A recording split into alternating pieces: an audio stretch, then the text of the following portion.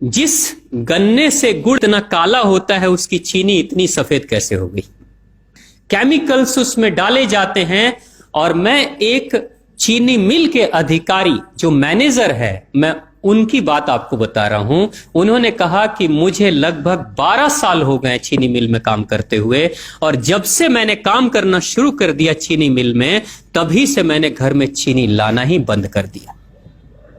मैं तब से अपने बच्चों को चीनी खिलाता ही नहीं हूं, जबकि नौकरी से सैलरी वहीं से मिलती है, मगर चीनी नहीं। मैंने कहा कि आखिर कौन सी घटना घटी जिसके कारण से आपने ऐसा किया? तो उन्होंने बताया एक छोटी सी घटना कि चीनी मिल में जो ये पानी निकलता है ना, चीनी के बनने के बाद उस प्रोसेसिंग में जो पानी निकलता है, उस पानी में वो सारा केमिकल भी मिक्स रहता है, और उस पानी को चीनी मिल वाले लोग अक्सर एक टंकी में जमा करके रखते हैं। ये सभी चीनी मिल वालों के पास में होता है, आप भी कभी जाएंगे तो आपको भी पता चलेगा। वो टंकी में वो पानी रखा जाता है, लेकिन रोज रोज प्रोसेसिंग हो रहा है, रोज चीनी बन रही है, रोज बहुत सारा पानी आ रहा है, तो आखिर कब तक? एक टंकी की क्षमता है ना, कितने दिनों तक वो टंकी खाली रहेगी? भर जाती है, भरेगी तो फिर क्या करेंगे? खाली करना है। तो क्या किया था चीनी मिल के लोगों ने? सोचा कि छोड़ो ना, अब कहां जाएंगे उसको फेंकने के लिए कहीं दूर, क्योंकि अब उतनी बड़ी टंकी जिसमें हजारों गैलन पानी है, उसके लिए ट्रांसपोर्ट में कितना खर्च आएगा, तो बेहतर होगा रात के अंधेरे में कहीं खेत में डाल देते हैं। क्योंकि जनरली फैक्ट्रियां तो होती हैं ऐसे ही बिराने में, तो कहीं डाल देते किसी खेत में, क्या पता चलेगा पानी है कि चीनी मिल का पानी है, क्या है। तो ये सोचकर मैनेजमेंट वाले लोगों ने रात में ही उस पानी को खेतों में छुड़वा दिया, और नतीजा यह हुआ कि उस खेत की सारी फसल जल गई, मिट्टी बंजर हो गई। और जब किसान पता करने लगा कि आखिर क्या हुआ मेरे खेत में, जब चेकअप कराया वो मिट्टी का, तो पता चला कि इसमें तो चीनी मिल का जो वेस्ट मटेरियल है वो डाला गया है। तब उसको खबर मिली कि हां, किसी स्टाफ ने बताया कि हां, हमारे चीनी मिल से ही पानी डाला गया था आपके खेत में, और पूरी मिट्टी बंजर हो गई। उसने केस कर दिया और चीनी मिल वाले को मुआवजा देना पड़ा लाखों रुपए। तभी से वो स्टाफ कहते हैं कि जो मिट्टी को बंजर कर दे वो इंसान के शरीर में जाए तो क्या करेगी। उसी के बाद से मैंने अपने घर में चीनी लाना बंद कर दिया। और सच्चाई है, लगभग अगर आप देखेंगे तो अंग्रेजों के आने के समय अंग्रेज पहला चीनी मिल इन्होंने भारत में ही लगाया था।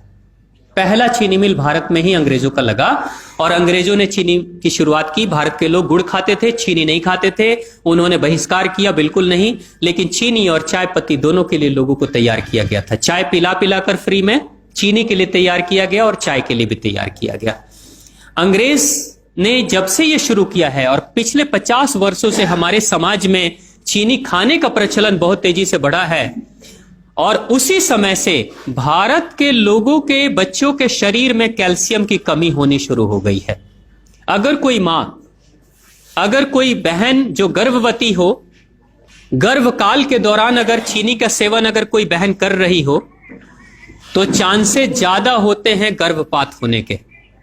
कोई मां अगर बच्चे के जन्म से पहले 1 साल पहले से ही चीनी छोड़ दे और सामान्य भोजन करे, अपना ही दूध बच्चे को पिलाए, और कम से कम 5 साल तक बच्चे को चीनी ना खिलाए, खुद को चीनी ना खिलाए, उस बच्चे को कभी भी ऑस्टियोपोरोसिस की समस्या नहीं हो सकती। कैल्शियम की कमी उसके शरीर में कभी नहीं होगी। चीनी जब जाती है आपके शरीर में, तो बाहर जब निकलती है तो अकेले नहीं निकलती, कैल्शियम लेकर निकलती है। चीनी कैल्शियम लेकर निकलती है, हड्डियों को गलाकर निकलती है। और जिसके शरीर में कैल्शियम की कमी हो जाती है, उसके शरीर में मैग्नीशियम, पोटेशियम, आयरन सबकी कमी हो जाती है। कैल्शियम वो तत्व है कि जिसके शरीर में कम हो जाए, सारे तत्व कम हो जाएंगे, और कैल्शियम की कीमत पे चीनी हम खाते हैं।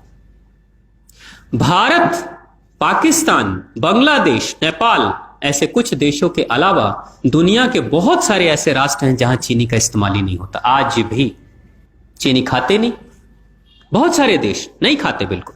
आप गुड़ खाया करिए, वो ज्यादा बेहतर है, चीनी को छोड़िए।